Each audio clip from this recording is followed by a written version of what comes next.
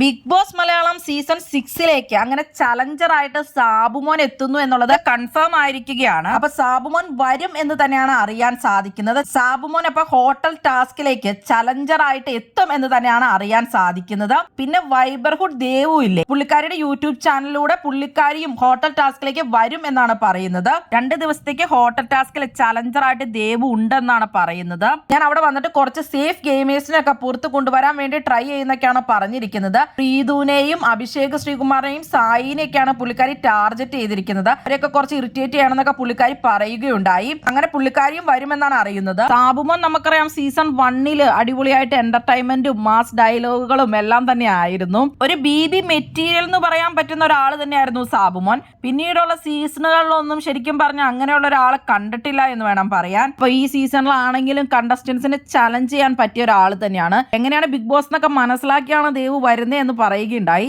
അപ്പോൾ ഈ പ്രാവശ്യം ദേവു വരുമ്പോൾ എന്തായാലും അടിപൊളിയാകുമെന്ന് തന്നെ നമുക്ക് പ്രതീക്ഷിക്കാം. പിന്നെ നിങ്ങൾ ആരെയൊക്കെയാണ് പ്രതീക്ഷിക്കുന്നത് ചലഞ്ചറായിട്ട് ബിഗ് ബോസിലേക്ക് വരാനായിട്ട്? കഴിഞ്ഞ സീസണിലെ ഹോട്ടൽ ടാസ്ക് അപ്പൊ അത്യാവശ്യം ഹിറ്റ് തന്നെയായിരുന്നു.